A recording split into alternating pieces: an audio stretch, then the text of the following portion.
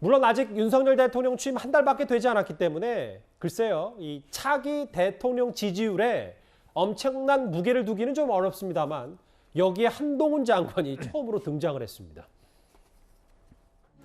법무장관직을 수행함에 있어서 법과 상식에 맞추어서 진영과 무관하게 나쁜 놈 잘 잡으면 된다.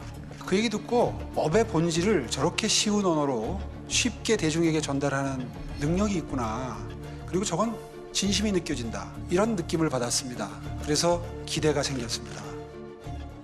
주변에서 이제 그런 거를 자꾸 조언을 해가지고서 예를 들니까 대통령한테 대통령이 얘기하는 거를 그렇게 해서 안 됩니다 하는 이런 얘기를 하는 분들이 있어야 되는데 대부분이 보면 대통령의 말에 다 순응하는 사람들만 있는 거예요. 내가 보기에는 할 수 있으면 한동훈이가 할 수 있을 거예요. 한동훈 장관이. 그러니까 내가 듣기로는 한동훈 장관이 검사 시절에 자기가 소신에 거역되는 이제 수사하는 과정 속에서 상급자가 뭐라고 얘기해도 전혀 그걸 수용을 안 한대요. 이런 차기 대선 여론조사 진짜 오랜만에 보네요. 뭐 한마평에 여러 거론이 되는 인물들이 다 숫자 하나씩을 차지하고 있는데 한동훈 장관이 4%입니다. 이게 이 여론조사가 객관식이 아니라 주관식이어서 한동훈 장관을 직접 거론한 일부 시민들이 있었던 모양인데 이 수치 어떻게 저희가 받아들일까요? 일단 기본적으로 저는 뭐 지금 이제 윤석열 대통령이 한 달 됐는데 지금 차기 대통령 조사를 한다? 이건 조금 아니지 않나 하는 생각을 하고요. 한 1년 뭐 지나서 아니면 다음 총선 정도 지나서 해야 되는 거 아닌가. 왜 벌써부터 차기에 관심을 쏠 그럴 상황은 아니다라고 생각을 하고요.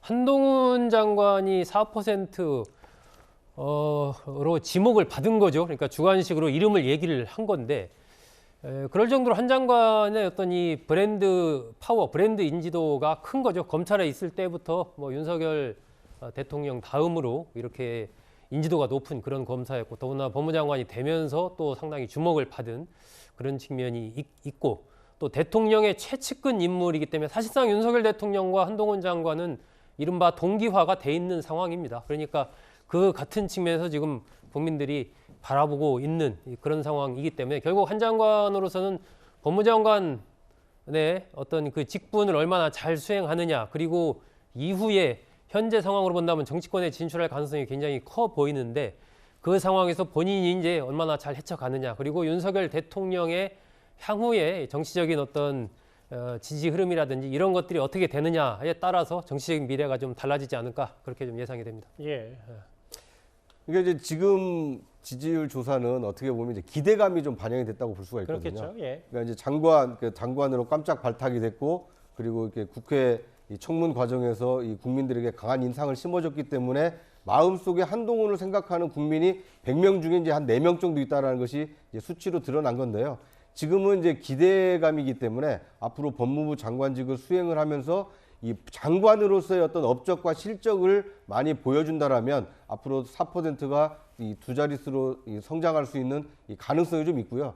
반대로 기대감은 굉장히 높은데 실제로 좀 약간 용두사미식의 어떤 이 장관 업적이라면 이 기대감이 또 금방 실망으로 바뀔 수 있기 때문에 예. 한동훈 장관으로서는 상당히 좀 이 위험한 그 무대 위에 서 있다 뭐 이렇게 볼 수 있을 것 같습니다. 두 분이 좀 차분하게 의미부여를 해주셨어요. 이 새로운 여론조사에 대해서요. 일단 알겠습니다. 한동훈 장관의 오늘 행보 얘기와 새로운 여론조사 얘기까지 만나봤고요. 다음 주제, 글쎄요. 이 한동훈 장관과도 관련이 있다면 있을 겁니다. 다음 주제 바로 가보겠습니다.